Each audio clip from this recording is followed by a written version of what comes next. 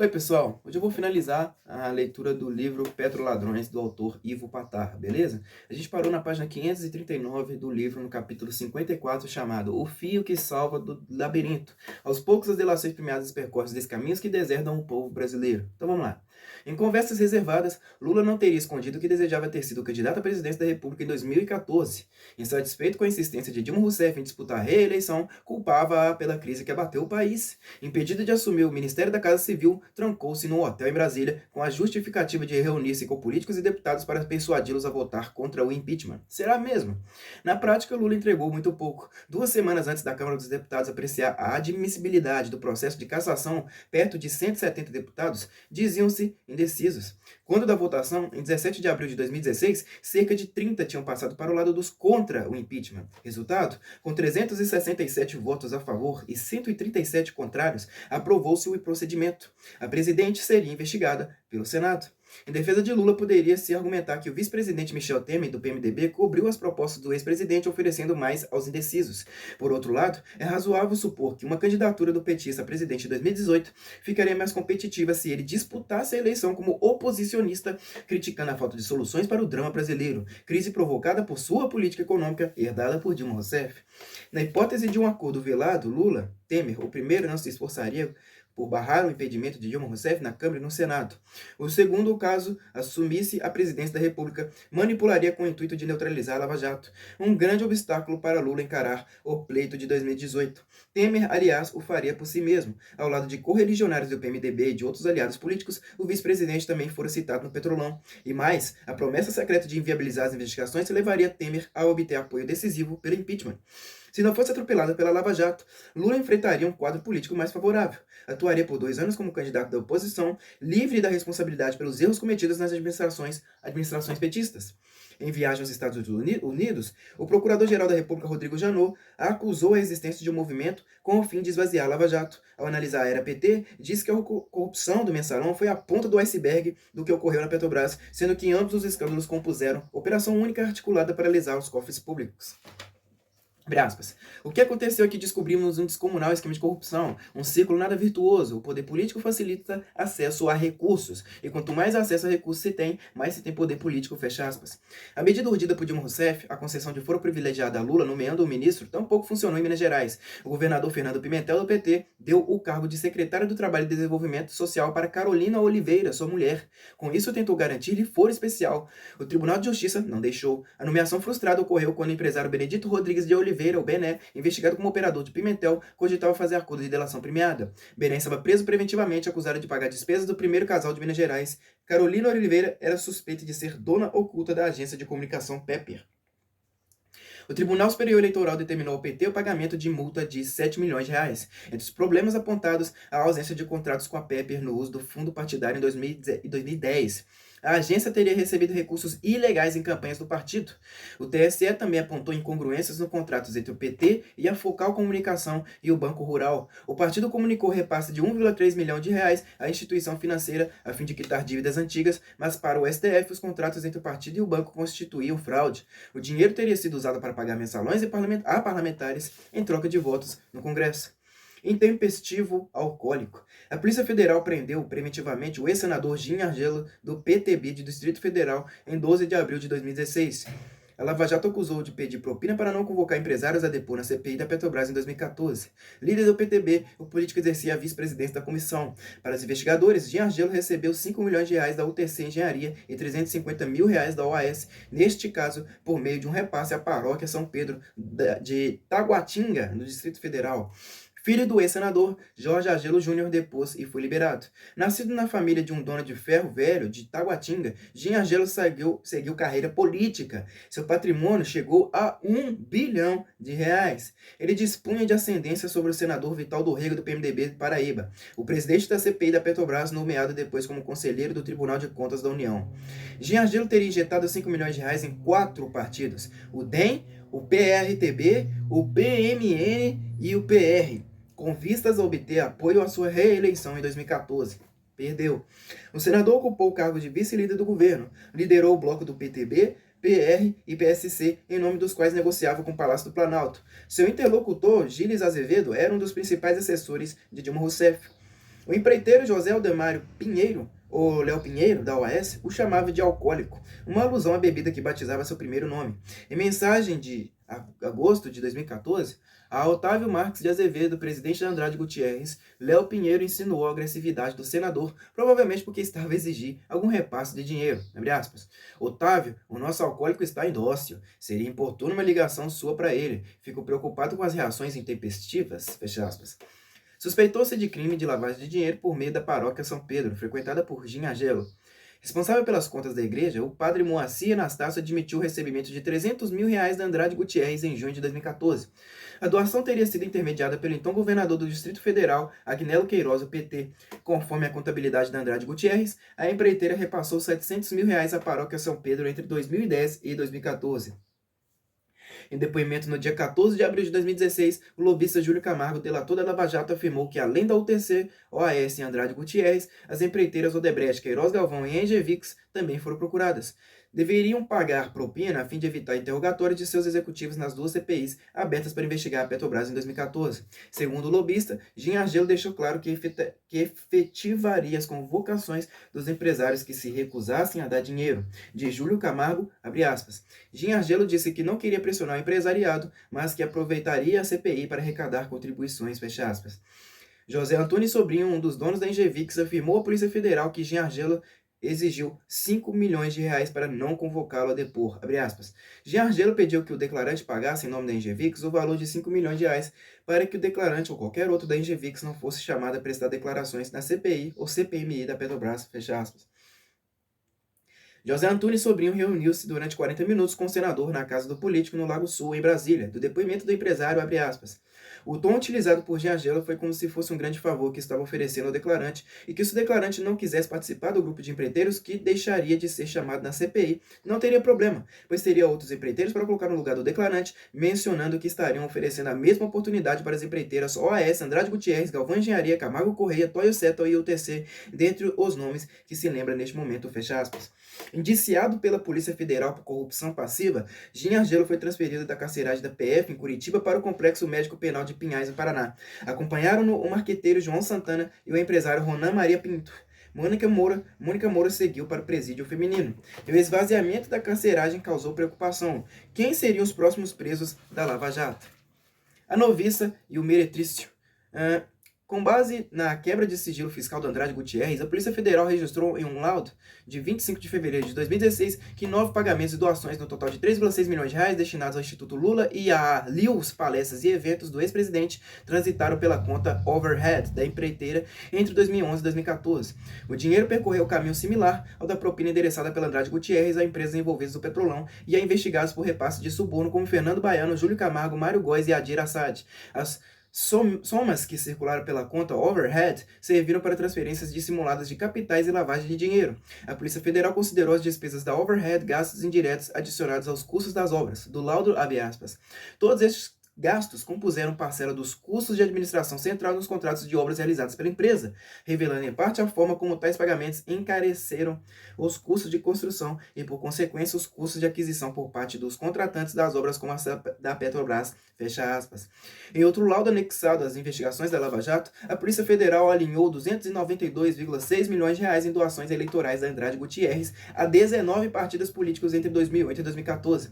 As informações provinham da própria contabilidade da empreiteira. Apenas 3 partidos, PT, PSDB e PMDB, ficaram com 77,5% do montante. Do total, R$140 milhões circularam pela conta overhead, suspeita de pagamentos indevidos. Entre outros gastos que constavam da contabilidade da Andrade Gutierrez, 54 pagamentos no total de R$18,4 milhões ao Instituto de Pesquisa Vox Populi e repasses de R$28 milhões a 16 empresas da área de publicidade, marketing e gráfica, inclusive o de R$2 milhões à Edminas Editora Gráfica, que editava o jornal Hoje em Dia de Belo Horizonte. A Lava Jato identificou outros desembolsos de R$231 milhões da Andrade Gutierrez entre 2006 e 2012, sendo que as empresas de fachada Legend Engenheiros Associados e SP Terraplanagem Lavanderias ligadas ao operador Adir Assad receberam R$160 mil do total. A suspeita, o dinheiro pagou suborno em 10 empreendimentos, a saber, usina hidrelétrica de Belo Monte do Pará, R$150 milhões em comissões indevidas ao PMDB e ao PT. Linha 2 do metrô, Rodoanel, Mário Covas e Complexo Viário Jacu-Pêssego, todas do governo de São Paulo, sob comando do PSDB, 47 milhões de reais. E mais o corredor exclusivo BRT Carioca e Hospital da Mulher Marisca Ribeiro, no Rio. Linha 1 do metrô de Porto Alegre e rodovia Herveiras, Barros Cassal, no Rio Grande do Sul. BTP, Brasil Terminal Portuário, no Porto de Santos, SP, São Paulo, e o terminal do Porto de Itapoá, em Santa Catarina. O caminho do dinheiro traçaria paralelo com o do Petrolão, pagamentos a firmas de fachada e saques fracionados, de forma a dificultar o rastreamento. Parte desses recursos passou pela conta Overhead. A Dirasad usaria uma rede de laranjas em bairros da periferia de São Paulo a fim de dificultar a identificação dos beneficiários do dinheiro ilegal. Pessoas comuns, donos de lanchonetes, padarias e mercadinhos, detinham fortunas sem saber. Entre os financiadores de Dirasad, com repasses de 146 milhões de reais, a construtora Delta, alvo da CPI do Cachoeira em 2012. Em audiência relacionada ao esquema de corrupção nas obras da usina nuclear de Angra 3, no Rio de Janeiro, Carlos Galo, dono da CG Consultoria, admitiu que atuou como intermediário do almirante Otton Luiz Pinheiro da Silva, presidente da Eletronuclear. Disse que recebeu 3 milhões de reais por meio de 3 contratos com a Andrade Gutierrez, mas repassou a soma quase integralmente à Aratec Engenharia, empresa do militar. Do depoimento, abre aspas, o Dr. Otton, em 2008, disse que tinha feito um serviço para Andrade na área de energia, anterior a ele como presidente da Eletronuclear. Como ele foi nomeado e o serviço não havia sido cobrado, ele perguntou se eu poderia, através da minha empresa, receber esse dinheiro para ele, fecha aspas. Carlos Galo afirmou que aceitou prestar um favor em nome da amizade com Otton Pinheiro da Silva e pela promessa de, no futuro, tornar-se parceiro do militar em novos negócios. Em 2012, a empresa J. Nobre assumiu o papel de intermediária, recebeu 1,4 milhão de reais e repassou 800 mil reais à Aratec. Josué Augusto Nobre depôs a 7ª Vara Federal Criminal do Rio. Abre aspas. Eu sabia que a empresa não prestaria nenhum serviço a Andrade Gutierrez, nem contrataria serviço da Aratec. Era só para fazer o dinheiro andar, mas não sabia que era dinheiro sujo, fecha aspas. Na versão de Otton Pinheiro da Silva, Andrade Gutierrez o procurou em 2004 para que realizasse um estudo sobre a importância de Angra 3, cujas obras estavam paralisadas havia 20 anos. Ele o fez no mesmo ano, mas não assinou o contrato. Pagamento só no sucesso, ou seja, se as obras fossem reiniciadas. Lula o nomeou presidente da Eletronuclear no ano seguinte. Mais 3 anos, a retomada da construção de Angra 3. Segundo o militar, não houve conflito de interesse no serviço prestado a Andrade Gutierrez, abre aspas. Eu atuava fora do horário de trabalho da Eletronuclear. Achava desconfortável, mas eu não entendia como ilegal, fecha aspas. Otton Pinheiro da Silva disse que não recebeu propina e refutou ter agido em favor de partidos políticos ou feito campanha para assumir a estatal. Perdeu a paciência na sala de audiência. Esmurrou a mesa. Suas palavras, abre aspas, nego isso, é uma dona de meretrício querendo que a noviça explique como funciona o meretrício, fecha aspas. Cerveró pede desculpas. Ao negociar os termos de sua delação premiada, José Antunes Sobrinho, da Engevix, comprometeu o vice-presidente Michel Temer, o senador Renan Calheiros, do PMDB de Alagoas, e os ex-ministros petistas José Dirceu e Erenice Guerra. Todos teriam recebido propina, direto ou indiretamente, em troca de privilégios em obras estatais, como a Caixa Econômica Federal. Conforme a revista Época, de 22 de abril de 2016, José Antunes Sobrinho esteve em 2 oportunidades no escritório de Michel Temer, em São Paulo, acompanhado de um dos sócios da empresa de arquitetura Argeplan, João Batista Lima Filho. Supostamente ligada a Temer, a Argeplan foi contemplada com um contrato da Eletronuclear de 162 milhões de reais em 2012 para prestar serviços na usina nuclear de Angra 3. Conforme o dono da Engevix, o sócio da Argeplan pediu 1 milhão de reais à campanha de Temer, a vice-presidente da República, em 2014. José Antunes Sobrinho usou uma fornecedora da empreiteira para entregar o dinheiro. Sobrinho ainda corromperia um intermediário para ser apresentado a Carlos Araújo, ex-marido de Dilma Rousseff. Aproximou-se de Araújo com vista a obter um financiamento e manter as concessões de 2 aeroportos, acabando com insatisfações do governo do PT ante o ritmo das obras. Exatos 15 dias antes da edição da Época circular, o Ministério Público Federal denunciou José Dirceu do PT de São Paulo por envolvimento no esquema de corrupção na Petrobras. Na mesma ação penal, pediu as condenações de José Antunes Sobrinho, Gerson Almada e Cristiano Koch, os 3 proprietários da Engevix. A acusação contra José Dirceu relacionou ao recebimento de pagamentos indevidos de 56,8 milhões de reais. O petista teria embolsado propina da Engevix por intermédio de Milton Pascovitch. Delator da Lava Jato, Pascovitch afirmou que quitou reformas em imóveis de José Dirceu e fez desembolsos à empresa do ex-ministro sem prestação de serviços. O Ministério Público Federal acusou Dirceu de praticar 31 vezes o crime de corrupção passiva.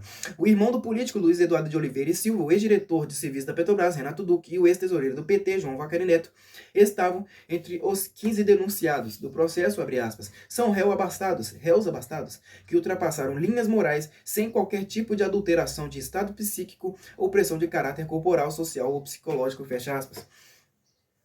A CGU, Controladoria Geral da União, declarou inidônea, a empreiteira Mendes Júnior, acusada de participar de contratos fraudulentos em licitações da Petrobras. Conforme a CGU, a empresa atuou para combinar resultados e comprometer a competitividade das licitações. Com a decisão, impedia-se a Mendes Júnior de firmar contratos com o setor público por 2 anos. Cálculo preliminar apontou pagamentos de 126 milhões de reais em propina dissimulados em firmas de fachada. A empresa reconheceu os crimes, mas alegou que dirigentes da petroleira ameaçaram-na com a perda de contratos. Fora vítima de extorsão. Ministro da CGU, Luiz Naval, refutou. Abre aspas. Para que você seja extorquido, é preciso que haja coação irresistível e não parece ser o caso. A Mendes Júnior teve vantagem dos contratos que celebrou e tinha medo de denunciar. Perdão, pessoal, estou solucionando muito hoje. O Supremo Tribunal Federal homologou em 14 de abril de 2016 a delação premiada de Diogo Ferreira, ex-chefe de gabinete do senador Delcídio Amaral, ex-PT de Mato Grosso do Sul. Em linhas gerais, Ferreira corroborou os termos da delação de Delcídio Amaral, descreveu sua participação no esquema para subornar a família do ex-diretor internacional da Petrobras, Nestor Severo. Diogo Ferreira afirmou que viajou a São Paulo ao menos 3 vezes para receber dinheiro e entregá-lo na mesma capital paulista ao advogado de Nestor Severo, Edson Ribeiro. A propina chegava às suas mãos dentro de caixas de vinho e de sapato. Segundo ele, o motorista de Maurício Bunlai, filho do pecuarista José Carlos Bunlai, amigo de Lula, lhe fez um dos repasses em junho de 2015. A encomenda estava acondicionada numa caixa de vinho no assoalho do carro dentro de uma sacola. No mês seguinte, no mesmo automóvel, Maurício Bunlai e o motorista. O filho do pecuarista parou numa agência do Bradesco e sacou o dinheiro entregue no mesmo dia a Edson Ribeiro. Na terceira ocasião, em agosto de 2015, Ferreira encontrou-se com alguém de nome Alexandre, um suposto emissário do coronel da reserva da Polícia Militar de Mato Grosso do Sul, Ângelo Pacelli Cipriano Rabelo. Tratava-se de um assessor, ex-assessor, aliás, de Delcídio Amaral. Do depoimento de delação premiada, abre aspas, Alexandre passou uma sacola ao que se recorda da loja Renner, contendo uma caixa de sapatos fechada com fita adesiva. Havia um buraco na caixa de sapatos, permitindo ver como efetivamente viu que havia dinheiro em espécie em seu interior, fecha aspas. Em depoimento ao juiz Sérgio Moro, em 18 de abril de 2016, Nestor Severo acusou o senador Renan Calheiros, do PMDB de Alagoas, e o deputado Eduardo Cunha, do PMDB do Rio de Janeiro, de se beneficiarem de contratos vinculados a navios sonda. Segundo Severo, o lobista Jorge Luz repassou a Calheiros 6 milhões de dólares pelo contrato da sonda Petrobras 10 mil, junto à multinacional Samsung. Cunha também teria embolsado propina vinculada à sonda da Samsung. Severo acusou a participação do ex-presidente da Petrobras, José Sérgio Gabrielli, do PT, aliás, da Bahia, José Sérgio Gabrielli, do PT da Bahia, no caso da operação ilegal de outro navio sonda pelo Grupo Charrim. Conforme o ex-diretor, Gabrielli atuou para resolver dívida de 60 milhões de reais contraída pelo PT junto ao Banco Charrim, e relatou que o ex-ministro de Minas e Energia, Silas Rondô, o pressionou a arcar com dívida de 10 milhões de reais a 15 milhões contraída pelo PMDB em 2006. Severo pediu desculpas à sociedade por seu envolvimento no Petrolão.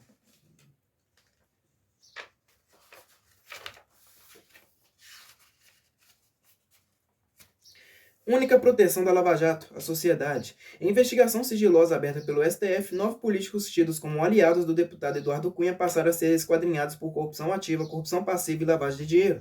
A tropa de choque teria agido para achacar o Grupo Charrim, seus integrantes, os deputados André Moura, do PSC de Sergipe, Arnaldo Faria de Sá, do PTB de São Paulo, Manuel Júnior, do PMDB da Paraíba, Altineu Cortez, do PMDB do Rio de Janeiro, e os 5 ex-deputados Alexandre Santos, do PMDB do Rio de Janeiro, Carlos William, do PTC de Minas Gerais, João Magalhães, do PMDB de Minas Gerais, Nelson Bornier, do PMDB do Rio de Janeiro e Solange Almeida, do PMDB também do Rio de Janeiro. No interesse do corretor de valores Lúcio Bolonha Funaro, o grupo de políticos supostamente sob as ordens de Eduardo Cunha apresentou requerimentos de convocação, solicitou contratos com a Petrobras, pediu auditorias e acesso a operações de câmbio. Fez de tudo para pressionar o Grupo Charrim, responsabilizando-o pelo prejuízo relacionado ao rompimento de uma hidrelétrica em Rondônia. Em depoimento ao Conselho de Ética na Câmara dos Deputados, Fernando Baiano disse em 26 de abril de 2016 que esteve mais de 10 vezes com Eduardo Cunha. Os encontros ocorreram no gabinete do deputado em Brasília, na casa e no escritório do PMDBista no Rio, onde o lobista entregou 4 milhões de reais em dinheiro vivo, divididos em 5 ou 6 parcelas entre 2010 e 2012. A soma constituía vantagem indevida, propina, originária de contratos da Petrobras com as multinacionais Samsung, Coreia do Sul e Mitsui, do Japão. De acordo com Fernando Baiano, a corrupção partia dos políticos, abre aspas. Os pleitos sempre vinham dos políticos utilizando os agentes públicos colocados por eles nas instituições públicas. Não são os empresários os culpados do que está acontecendo, fecha aspas. Em entendimento a fim de fechar acordo de colaboração com a Justiça, o ex-vice-presidente da Caixa Econômica Federal, Fábio Cleto, admitiu que Eduardo Cunha era seu padrinho político e confirmou informações dos donos da Carioca Engenharia, Fábio Cleto. Segundo eles, Cunha embolsou 52 milhões de reais por intermediar a liberação de dinheiro do Fundo de Investimentos do FGTS, administrado pela Caixa destinada a obras do Porto Maravilha, no Rio de Janeiro. Em outro acordo prévio visando a celebração de uma delação premiada, a empresária Mônica Moura, mulher do marqueteiro João Santana, disse a investigadores da Lava Jato que o então ministro da Fazenda, Guido Mantega, do PT de São Paulo, intermediou o repasse de dinheiro de Caixa 2 à campanha de reeleição de Dilma Rousseff em 2014. Conforme notícia publicada no jornal O Globo, em 21 de abril de 2016, Guido Mantega indicou empresários que deveriam ser procurados por Mônica Moura. Os recursos obtidos não foram declarados nas contas do comitê da campanha do PT. A empresária admitiu o recebimento de 10 milhões de reais não informados à Justiça Eleitoral, incluindo 4 milhões de reais da Odebrecht. Segundo ela, houve pagamentos em Caixa 2, ainda na primeira eleição de Dilma Rousseff em 2010, na reeleição de Lula em 2006 e nas campanhas dos candidatos petistas às prefeituras de São Paulo e Curitiba, Marta Suplicy, em São Paulo, e Gleice Hoffmann, no Paraná, em 2008, e também Fernando Haddad, também em São Paulo, aí, em 2012. João Santana e Mônica Moura sofreram 2 denúncias do Ministério Público Federal por suspeita de lavagem de dinheiro, corrupção passiva e organização criminosa em 28 de abril de 2016. De acordo com a investigação, a Odebrecht deu ao marqueteiro 23,5 milhões de reais em dinheiro vivo no Brasil, 45 pagamentos e 6,4 milhões de dólares em depósitos no exterior. Santana embolsou mais 4,5 milhões de dólares em contas internacionais por meio de transferências do lobista Luiz Cornick, montante subtraído de contratos da Petrobras e da Sete Brasil com a multinacional Keppel FELS, Singapura. Da denúncia sobre o dinheiro desviado da Petrobras, o MPF citou ainda, entre outros, o tesoureiro do PT, João Vacari Neto, o ex-diretor de serviço da petroleira, Renato Duque, e o ex-presidente da Sete Brasil, João Carlos Ferraz. No caso da investigação, a saída da propina oriunda da Odebrecht, com 12 mencionados, fazia parte do rol de inquiridos o ex-presidente da empreiteira, Marcelo Odebrecht. Para os procuradores, o marqueteiro possuía forte e duradouro relacionamento com o Partido dos Trabalhadores, no qual cumpria a função de pilar de sustentação. Os contratos com a Keppel FELS somaram 216 milhões de dólares. Apesar de passarem pela diretoria de exploração e produção da Petrobras, 1% do total ficava com a casa, diretoria de serviços, metade para Renato Duque e seu braço direito, Pedro Barusco, e metade para o PT. Desta parte, houve desconto da quantia intermediada por Luiz Cornick injetada na empresa Shellbill, na Suíça, controlada por João Santana e Mônica Moura. O juiz Sérgio Moro aceitou as 2 denúncias e determinou a abertura das respectivas ações penais. De sua decisão, em 29 de abril de 2016, abre aspas. Há provas decorrentes de depoimentos de criminosos colaboradores conjugados com provas documentais de transferências bancárias subreptícias, inclusive das contas no exterior e de planilhas apreendidas, fecha aspas. O STF resolveu manter o Marcelo Odebrecht na prisão, julgou que sua soltura traria risco às investigações. Na mesma oportunidade, autorizou a libertação dos ex-executivos da empreiteira Márcio Faria da Silva e Rogério Araújo. Ambos ficaram presos ao lado do chefe por mais de 10 meses. Em delação premiada homologada pelo STF, o advogado Antônio Carlos Pieruccini confessou a entrega de propina em centros de compra, residências, estacionamentos e hotéis. Repassou-a a emissários da senadora Gleice Hoffmann, do PT do Paraná, e de 2 políticos do PP, Nelson Meure, do Paraná, e João Pisolati, de Santa Catarina. Alberto Youssef providenciou os valores. Pieruccini recebeu orientação para fazer 4 viagens a Curitiba em 2010. Levou dinheiro à campanha de Gleice Hoffmann após o acerto entre Alberto Youssef e o ex-ministro Paulo Bernardo, do PT do Paraná, marido de Gleice. As entregas ocorreram numa sala do Polo Shopping, Curitiba, pertencente ao empresário Ernesto Kugler Rodrigues. Rodrigues contou 250 mil reais na sua frente, mas reclamou da inscrição P.B. Gleice na caixa que chegou lacrada. Pediu para não se repetir nas próximas entregas. P.B. não, gente. É P.B.Gleice, tá? Pediu para não se repetir nas próximas entregas. Houve mais 3, sempre no mesmo valor. Nelson Meuro recebeu quantias mais de 30 vezes entre 2009 e 2011. 30 vezes. no Hotel Curitiba, na capital paranaense, e no estacionamento do aeroporto Afonso Pena, em São José dos Pinhais, Paraná. Pisolati embolsou R$ 100 mil em 2009. Coordenador da Força Tarefa da Lava Jato, Deltan Dallagnol, manifestou-se sobre o processo de impeachment de Dilma Rousseff. É importante ter em mente que, qualquer que seja a decisão, a Lava Jato continuará tendo muitos inimigos, cujo número cresce a cada dia em que o número de investigados aumenta. Continuará a ser atacada de modo ostensivo ou sorrateiro, e nossa única proteção é a sociedade. Fecha aspas.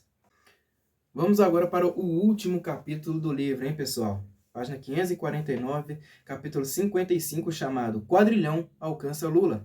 Para procurador-geral, ex-presidente ocupou o papel central, determinou e dirigiu a atividade criminosa. Baseada nas delações premiadas do senador Delcídio Amaral e do ex-diretor internacional da Petrobras, Nestor Severo, a Procuradoria-Geral da República denunciou o ex-presidente Luiz Inácio Lula da Silva ao Supremo Tribunal Federal em 3 de maio de 2016. Procurador-geral Rodrigo Janot acusou-o de participar do esquema da Petrobras e solicitou autorização para investigá-lo no quadrilhão, o inquérito mãe que já apurava crimes relacionados à corrupção na estatal, do pedido de Rodrigo Janot ao STF. Abre aspas. Essa organização criminosa jamais poderia ter funcionado por tantos anos e de uma forma tão ampla e agressiva no âmbito do governo federal sem que o ex-presidente Lula dela participasse, fecha aspas. A partir das escutas telefônicas autorizadas pelo juiz Sérgio Moro, Rodrigo Janot apontou a ascendência de Lula sobre o governo de Dilma Rousseff e o que se impunha para obstruir investigações, comprando o silêncio de Nestor Severo. Para a PGR, o ex-presidente impediu e ou embaraçou a investigação criminal que envolve organização criminosa, ocupando papel central determinando e dirigindo a atividade criminosa. Os diálogos interceptados com autorização judicial, abre aspas, os diálogos interceptados com autorização judicial não deixam dúvidas de que, embora afastado formalmente do governo, o ex-presidente Lula mantém o controle das decisões mais relevantes, inclusive no que concerne às articulações espúrias para influenciar o andamento da Lava Jato, a sua nomeação ao primeiro escalão, a articulação do PT com o PMDB. Fecha aspas. Entre as evidências nas mãos de Rodrigo Janot, 5 encontros entre Lula e Delcídio Amaral e registro de conversas telefônicas mantidas entre os ex-presidentes da República, José Carlos Bunlai e Delcídio Amaral, no período coincidente à trama para obter o silêncio de Nestor Severo.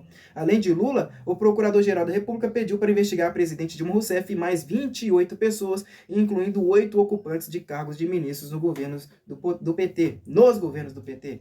A saber, Antônio Palocci, do PT de São Paulo, José Eduardo Cardoso, também do PT de São Paulo, Jacques Wagner, do PT da Bahia, Ricardo Bezoini, do PT de São Paulo, Edinho Silva, também do PT de São Paulo, Henrique Eduardo Alves, do PMDB do Rio Grande do Norte, Erenice Guerra, do PT de Distrito Federal, e Silas Randô, do PMDB do Maranhão. Conforme Rodrigo Janot, a organização criminosa tinha 2 eixos, um em âmbito do PT e outro ligado aos interesses do PMDB. Entre os denunciados estava Eduardo Cunha, do PMDB do Rio de Janeiro, presidente da Câmara dos Deputados, José Carlos Bunlai, empresário e amigo de Lula, José Sérgio Gabrielli, do PT da Bahia, ex-presidente da Petrobras, Gires Azevedo, assessor de Dilma Rousseff, Sérgio Machado, do PMDB do Ceará, ex-presidente da Transpetro, André Esteves, dono do Banco BTG Pactual, Paulo Camoto, presidente do Instituto Lula, e o senador Jader Barbalho, do PMDB do Pará.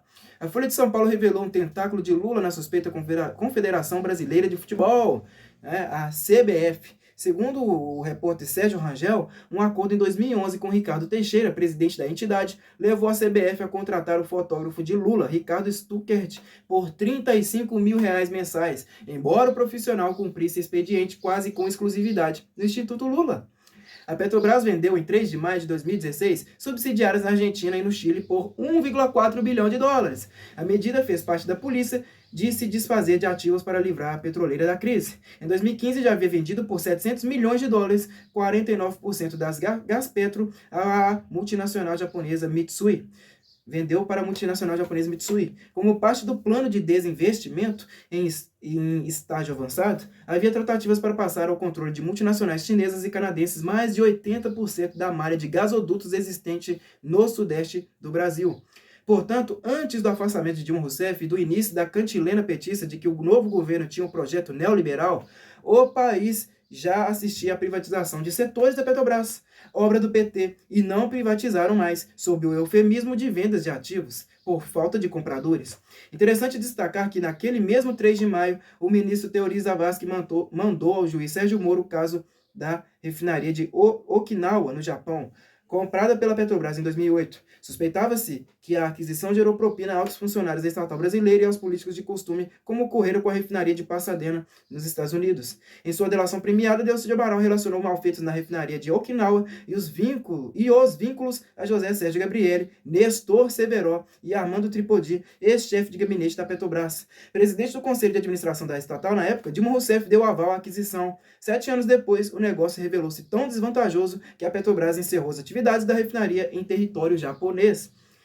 Em busca da delação premiada, o Ministério Público Federal fez 2 denúncias ao juiz Sérgio Moro em 6 de maio de 2016. A primeira ligada ao empresário Ronan Maria Pinto e as suspeitas de corrupção num empréstimo do Banco Charrim ao PT, por intermédio de José Carlos Bunlai, o pecuarista. A segunda enquadrou o ex-senador Gin Argelo do PTB, do Distrito Federal, investigado em esquema de extorsão de empresários para evitar depoimentos supostamente comprometedores à CPI da Petrobras. Ao todo, 20 acusados de corrupção, lavagem de dinheiro, organização criminosa e tentativa de obstruir os trabalhos de investigação. A Força Tarefa acusou Gin Argelo de transformar a CPI em balcão de negócios e pediu o confisco de 80 milhões de reais dos envolvidos. Do procurador da República, Deltan Dallagnol, coordenador da Lava Jato, abre aspas. O que se constatou é que o pagamento da corrupção se deu com doações eleitorais que tinham aparência lícita. O que preocupa é que o funcionamento da democracia recebeu injeções de valores espúrios. Isso torna o campo de disputa eleitoral desigual e ofende a democracia, fecha aspas. No curso das investigações, descobriu-se que além da UTC e da OAS, a Odebrecht e a Toyo Seto também pagaram propina. A Odebrecht teria dado ao menos 200 mil reais e a Toyo Seto 2 milhões de reais. Ambos os pagamentos ocorreram na forma de doações oficiais ao Partido da República com a finalidade de dar aparência legal à vantagem devida. Júlio Camargo, representante da Toyo Seto, repassou ainda 200 mil reais e outros 200 mil euros a Gin Argelo em dinheiro vivo. Em relação à acusação contra Ronan Maria Pinto, ficaram implicados, entre outros, o ex-tesoureiro do PT, Delúbio Soares, Marcos Valério de Souza, e o dono do grupo Bertin, Natalino Bertin. Em troca de empréstimo de 12 milhões de reais ao PT, a Petrobras contratou o grupo Charrim para operar o navio sonda Vitória 10.000 por 1,6 bilhão de dólares. Sérgio Moro aceitou as denúncias. No mesmo 6 de maio, a Procuradoria-Geral da República denunciou o casal Gleice Hoffmann, PT do Paraná, e Paulo Bernardo, também do PT do Paraná, por receber 1 milhão de reais de propina de contratos da Petrobras. Ele, ex-ministro do Planejamento de Lula e ex-comunicações de Dilma Rousseff, atuaria como operador da mulher, operador entre aspas, senadora e ex-ministra da Casa Civil de Dilma Rousseff. O juiz Sérgio Moro homologou o acordo de leniência da Andrade Gutierrez. Como parte do acerto, a empreiteira pagaria indenização de 1 bilhão de reais e publicaria um informe publicitário nos principais jornais com um pedido de desculpas. Em seu manifesto de 9 de maio, Andrade Gutierrez defendeu a ética, a responsabilidade social e o zelo com dinheiro público, abre aspas. Reconhecemos que erros graves foram cometidos nos últimos anos e, ao contrário de negá-los, estamos assumindo-os publicamente, fecha aspas. A empreiteira criticou o desperdício de dinheiro público, a impunidade e elogiou o combate à corrupção, abre aspas. Acreditamos que a Operação Lava Jato poderá servir como um catalisador para profundas mudanças culturais que transformem o modo de fazer negócios no país, fecha aspas. Andrade Gutierrez manifestou-se a favor de medidas que propiciem transparência e eficiência com o modelo de governança em empresas estatais e órgãos públicos que garanta as decisões técnicas sejam tomadas por profissionais técnicos concursados e sem filiação partidária.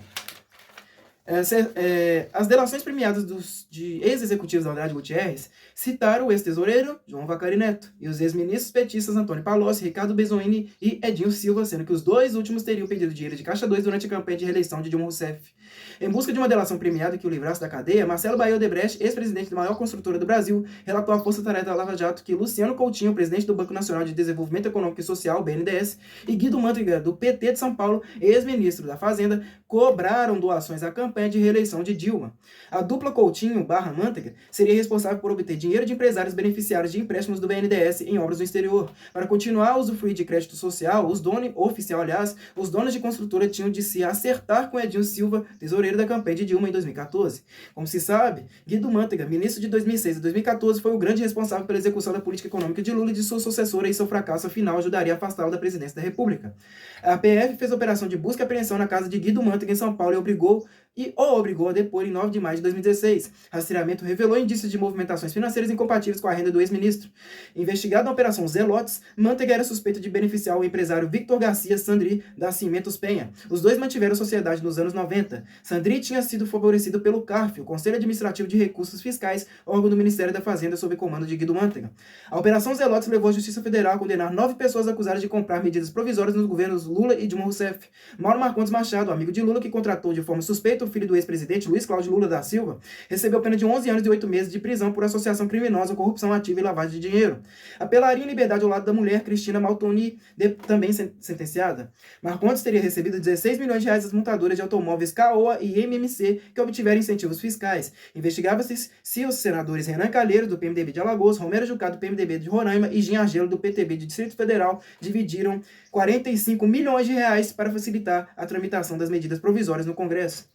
Dilma Delcídio Cunha, um só cenário. A delação premiada de Delcídio Amaral entornou o caldo de vez. Pegou políticos de diversos matizes, abalou o Brasil, tornou-se crucial para o afastamento de Dilma Rousseff. Com base nos relatos do senador, o Procurador-Geral da República pediu autorização ao STF para investigar ainda o ministro Edinho Silva, do PT de São Paulo, o senador Aécio Neves, do PSDB de Minas Gerais, os deputados Marco Maia, do PT do Rio Grande do Sul, e Carlos Sampaio, do PSDB também de São Paulo.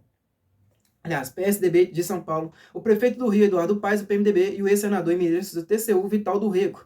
Rodrigo Janot solicitou autorização para incluir citações à cúpula do PMDB, além de Cunha, Renan e Jucá, os senadores Edson Lobão, do Maranhão, e Valdir Raup, de Roraima. De Rondônia. Quase 5 meses após a solicitação de Rodrigo Janot, eliminado o ministro Teori Zavascki, referendada por unanimidade no STF, 11 votos a 0, afastou Eduardo Cunha do mandato parlamentar e da presidência da Câmara dos Deputados em 5 de maio de 2016. Da decisão de Zavascki, segundo a qual o PMDB agia para frustrar investigações da Lava Jato e o processo de cassação de seu mandato no Conselho de Ética, abre aspas.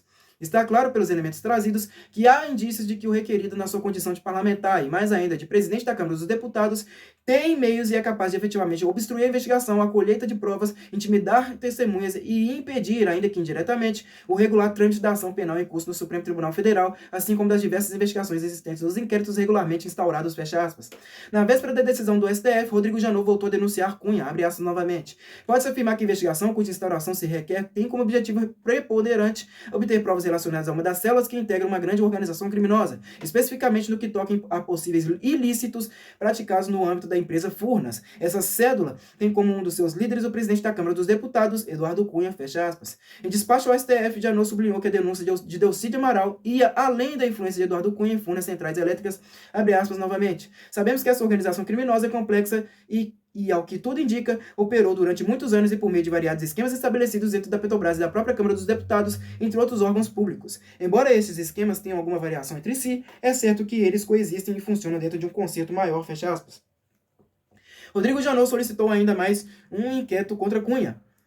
Baseou-se em suspeitas de cobrança de repasse ao OAS para irrigar a campanha de Henriques Eduardo Alves, do PMDB do Rio Grande do Norte, ao governo do Rio Grande do Norte.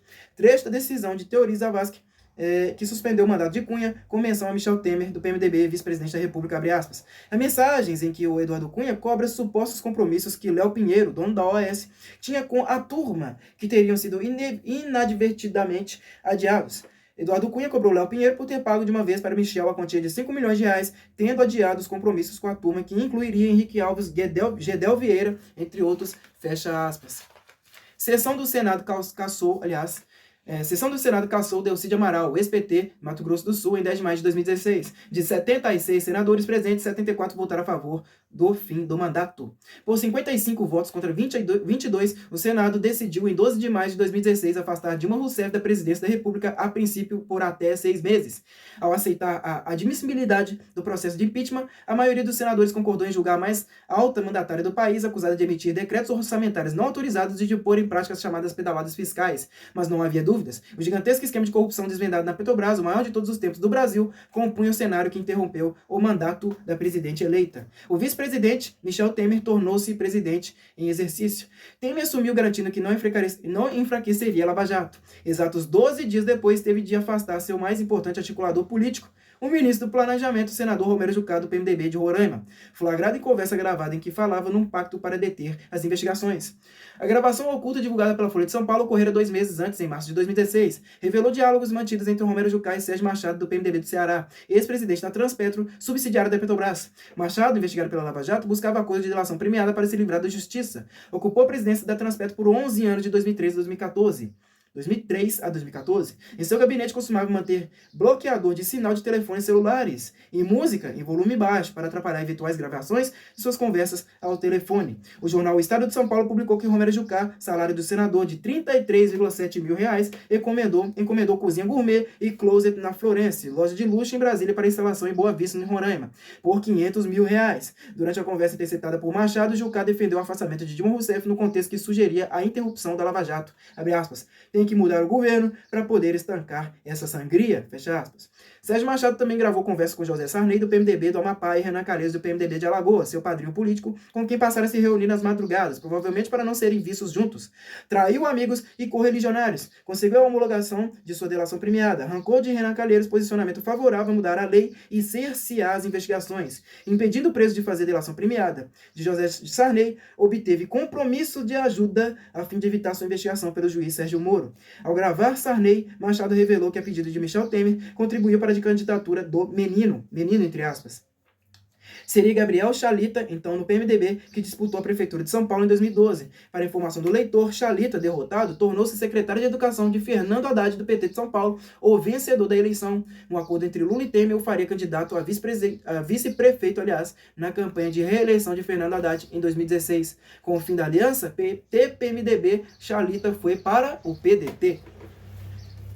Fazemos história. Os acontecimentos dificultariam, por ora, quaisquer manobras contra a Lava Jato. Quando Michel Temer tornou-se presidente em exercício, a investigação mais importante da história do Brasil tinha 26 meses. Ao todo, 28 etapas realizadas, 133 prisões, 17 sentenças e 67 condenações. De todo modo, a Lava Jato e seus desdobramentos prosseguiram. Para desespero de muitos, abre aspas, Teori Zavascki autorizou a abertura de novo inquérito contra Fernando Collor, do PTB de Alagoas. Descobriu-se que o senador era um autêntico marajá, dono de um tesouro de R$1,5 milhão com obras de arte, joias e antiguidades, como um par de poltronas Luiz XVI, R$135 mil.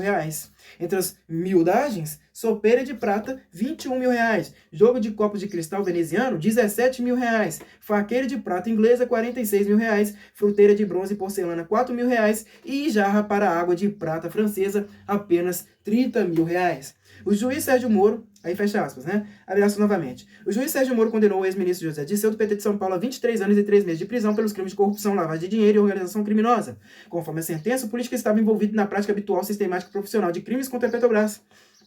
Beneficiou-se de R$15 milhões de propina repassada pela Engevix. Dirceu teria reformado imóveis e adquirido propriedades mediante falsas consultorias da JD Assessoria e Consultoria. O juiz da Lava Jato decretou o confisco da sede da JD em São Paulo, de ampla residência em Vinhedo, em São Paulo, e da casa onde morava sua mãe, em Passa Quatro, Minas Gerais. O político continuaria preso, fecha aspas. Abre aspas de novo. Nova etapa da Operação Lava Jato levantaria suspeitas de que José Dirceu embolsara outros R$2,8 milhões. Desta vez envolveria a Credencial Construtora Empreendimentos, apontada como empresa de fachada, e contratos de R$5 bilhões entre a Petrobras, a Confab Industrial e a Apollo Tubulars, fornecedora de tubos à petroleira. Da Maracutaia participaria ainda a VIM do Brasil, o E Comercial, Interoil Representação e o ex-diretor Renato Duque, fecha aspas. Abre aspas de novo. Ex-executivos da Andrade Gutierrez acusaram os ex-governadores do Rio, Sérgio Cabral, do PMDB, e do Amazonas, Eduardo Braga, do PMDB, e Omar Aziz, do PSD, por cobrança de propina. Cabral teria exigido dinheiro em obras do Complexo Petroquímico do Rio de Janeiro, reforma do Maracanã, construção do Arco Metropolitano e em urbanização de favelas. Segundo a denúncia, recebia mensalões de R$350 mil. Só as obras do Maracanã lhe renderam R$60 milhões em comissões ilegais. Já os mandatários do Amazonas foram denunciados pelo recebimento de propina na obra da Arena Amazonas. Eduardo Braga, R$30 milhões. Omar Aziz, R$18 milhões. Fecha aspas. Abre aspas, novamente. O ministro Teori Zavascki determinou a abertura de inquérito para investigar as atuações do ex-senador Vital do Rego, do PMDB do Paraíba, e do deputado Marco Maia, do PT do Rio Grande do Sul, respectivamente presidente e relator da CPI da Petrobras em 2014. Ambos suspeitos de exigir propina em troca de não convocar empresários suspeitos para depor sobre o envolvimento no Petrolão. Zavascki também determinou que o ex-ministro Edinho Silva, do PT de São Paulo, fosse investigado pela Justiça do Distrito Federal. Fecha aspas. De novo, abrindo aspas, o Procurador-Geral da República, Rodrigo Janot, pediu ao STF a abertura de inquérito para apurar suposto pagamento de propina nas obras da usina hidrelétrica de Belo Monte, no Pará, a 4 senadores do PMDB, Renan Calheiros, de Alagoas, Romero Jucá, de Roraima, Jader Barbalho, do Pará, e Valdir Raup, de Rondônia. Fecha aspas. Braços de novo. Em delação premiada, o empresário Benedito Rodrigues de Oliveira Neto, o Bené, afirmou que o grupo Caoa repassou 20 milhões de reais a Fernando Pimentel, do PT de Minas Gerais, entre 2013 e 2014. Ministro do Desenvolvimento, Indústria e Comércio Exterior de Dilma Rousseff, Pimentel teria editado portarias que concederam incentivos fiscais de 600 milhões de reais por ano ao Caoa. Para os investigadores, ele transformou o ministério em agência de negócios. Segundo o Bené, o ex-ministro embolsou 7 milhões de reais no exterior. Fecha aspas. Abraço de novo. A Lava Jato prendeu preventivamente João Cláudio Genu, ex-assessor do PP, suspeito de receber ao menos 2 milhões de reais do esquema de corrupção na Petrobras. Ele chegou a ser condenado por desvios ocorridos no mensalão, mas isso não o teria impedido de continuar recebendo propina em troca de crimes perpetrados contra a petroleira. Fiel escudeiro do deputado José Janine do PP do Paraná, Genu se bandearia para o lado do diretor Paulo Roberto Costa, ou Paulinho, após a morte do político paranaense. Fecha aspas. Abre aspas de novo. Em proposta de delação premiada à Procuradoria-Geral da República, o ex-deputado Pedro Corrêa, do PP de Pernambuco, relatou que Lula, aliás, impôs a nomeação de Paulo Roberto Costa à diretoria de abastecimento da Petrobras em 2004. Num segundo momento, conforme a revista Veja, Pedro Corrêa afirmou que políticos do PP reclamaram do avanço do PMDB sobre o esquema criminoso em vigor na diretoria de abastecimento, cota do PP. Em resposta, Lula afirmaria que eles estavam com as burras cheias de dinheiro e, como a diretoria era muito grande, também seria preciso atender aos outros aliados. Lula ordenaria aos dois partidos que se entendessem, fecha aspas. Abre aspas de novo. Em mais uma envolvendo Lula, a Polícia Federal tomou o depoimento de Taiguara Rodrigues dos Santos, filho do irmão da primeira mulher do ex-presidente, Maria de Lourdes da Silva, falecida em 1971. Contratos do Banco Nacional de Desenvolvimento Econômico e Social em obras no exterior estavam sob investigação. A empresa do sobrinho, a Exergia Brasil, recebera 3,5 milhões de reais suspeitos da Odebrecht após o BNDES aprovar financiamento de 446 milhões de dólares para a empreiteira executar obra em Angola. Casos similares poderiam ter ocorrido em Cuba e na República Dominicana. Suspeitava-se que a Exergia Brasil, sem capacidade técnica para participar das obras, não passava de uma empresa fantasma. Taiguara Rodrigues dos Santos seria a pessoa próxima e do convívio familiar de Lula.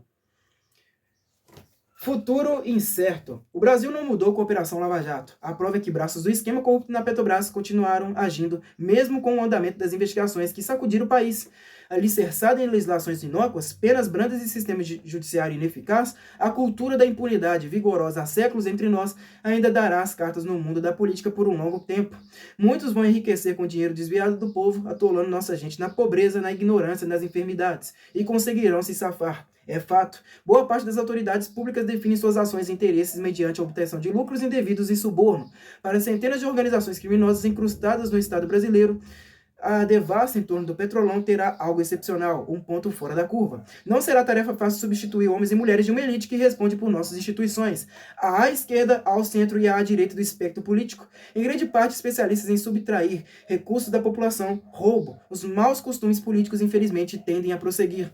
A história do Brasil ensina que agentes políticos, empresários, funcionários públicos, juízes, procuradores, promotores, advogados, policiais, jornalistas, publicitários e outras autoridades se conduzem, em boa parte dos casos, ao sabor das vantagens auferidas, lícitas ou ilícitas. Fiscalizar a esfera pública em cerca de 5.600 municípios, 27 estados, Distrito Federal, centenas de empresas estatais, autarquias e mais a União e seus tantos tentáculos administrativos é trabalho gigantesco, quase impossível. Neste mesmo instante, em algum lugar do país, espertalhões encontram-se reunidos, conversam aos sussurros, usam meias palavras, servem-se de códigos para não ser descobertos, tramam a assinatura de mais um contrato com recursos do povo. As obras ou os serviços acertados haverão de contemplar seus objetivos privados e não o interesse público. Fora dos padrões do Brasil, o exemplo da Lava Jato não será suficientemente forte para desfechar um golpe mortal na corrupção. Milhares, talvez dezenas de milhares de políticos, agentes públicos e empresários continuarão embolsando os recursos oriundos dos impostos. Se não dá para acabar a corrupção, é possível reduzir os seus níveis. Reduzir muito, com legislações eficazes, punições exemplares e uma cidadania mais fiscalizadora e exigente, que eleja melhor seus políticos, não aceite trambiques e o roubo do dinheiro do povo, altamente prejudicial ao desenvolvimento da sociedade. A longo prazo, em benefício de futuras gerações, é possível que as sementes tenham sido plantadas, sementes de mudança cultural, a de que ninguém está acima das leis. Se chegarmos a isso, poderemos ser otimistas, limpar a política. Um pacto nesse sentido, porém, dependerá do engajamento da cidadania em torno de um projeto que replia a corrupção em todas as suas formas. A partir daí, com vigilância permanente da sociedade, os recursos públicos serão aplicados no interesse da população. pessoas, empresas, entidades, organizações, instituições e partidos políticos citados neste livro por meio de declarações, notas à imprensa, assessores e advogados refutaram o envolvimento com as acusações, denúncias e investigações aqui apontadas. Bom, então esse daí foi o livro do Ivo Patar, né, o Petro Ladrões. Depois eu vou, né, fazer um vídeo, vou gravar um vídeo mostrando as minhas impressões a respeito deste livro, tá?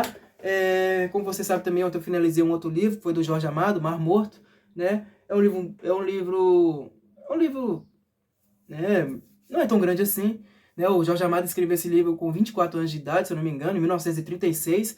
De 1931 a 1937, o Jorge Amado tinha escrito 6 romances, né? Então ele escreveu romance pra caramba. Eu não vou julgar toda a obra do Jorge Amado assim, porque eu não li todas elas. Eu só li uma única obra, então não seria justo da minha parte criticar o autor.